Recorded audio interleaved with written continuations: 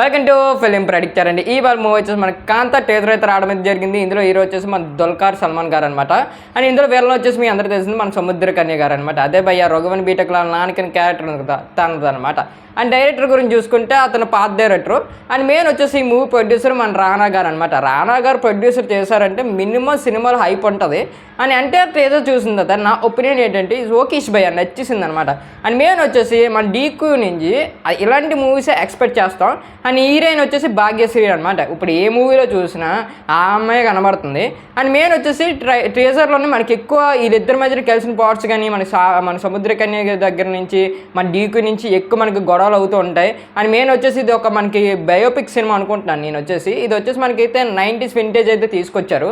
And main వచ్చేసి మనకి ప్రాపర్గా ఎగ్జిక్యూట్ చేసి ఆ కరెక్ట్ స్టోరీని మనకి ఇన్క్లూడ్ చేసి అండ్ మనకి సముద్రకన్య గారిని ఎక్కడ వాడాలో మన డ్యూక్యూ గారిని ఎక్కడ వాడాలో కరెక్ట్ వాడారంటే మాత్రం ఖచ్చితంగా ఈ సినిమా హిట్ అయ్యే ఛాన్స్ ఉంటాయి. అండ్ మెయిన్ వచ్చేసి దుల్కర్ సల్మాన్ గురించి చెప్పాలంటే తన యాక్టింగ్ ఒక వేరే లెవెల్ పీక్స్లో ఉంటుంది. అండ్ మెయిన్ ఈ మూవీ నాకు వచ్చేసి ఇది ఒక మనకైతే ఫిలిం బయోగ్రఫీ అనుకుంటున్నాను. సినిమా అలాగ ఉంది. అండ్ మెయిన్ వచ్చేసి మన సముద్రకన్య గారి నుంచి అండ్ వీళ్ళిద్దరి దగ్గర నుంచి మంచిగా గట్టిగా అయితే మనకి పడతాయి సీన్స్ థియేటర్ మీద. అండ్ బీజిఎం కూడా చాలా బాగుంది. టీజర్ వరకు చూసినంత వరకు నాకు నచ్చేసింది.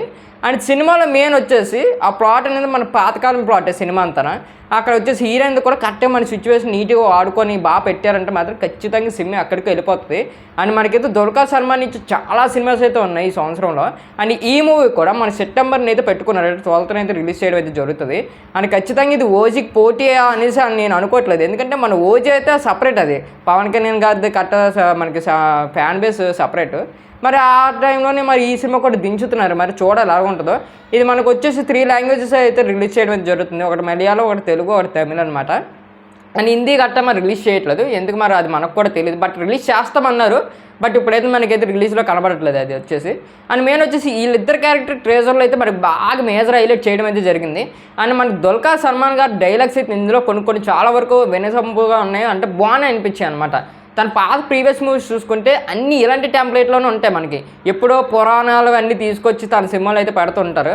అండ్ దుల్కర్ సల్మాన్ గారి యాక్టింగ్ కూడా అలాగే ఉంటుంది. అండ్ భాగ్యశ్రీ గురించి చెప్పుకుంటే తన క్యారెక్టర్ తన యాక్టింగ్ అయితే బాగా చేస్తుంది. తినలో అంటే ఈ మూవీలోనే తన క్యారెక్టర్ బాగా బిల్డ్ చేసుకొని అండ్ దుల్కర్ సల్మాన్ గారిని ఈ అమ్మాయిని ఎక్కడ పెట్టాలో అక్కడ పెట్టి అండ్ బాగా పెట్టుకున్నారంటే మాత్రం చాలా బాగుంటుంది. ఇంకా సాంగ్స్ కానీ మనకి ట్రైలర్స్ కానీ ఇంకా ఏం రాలేదు.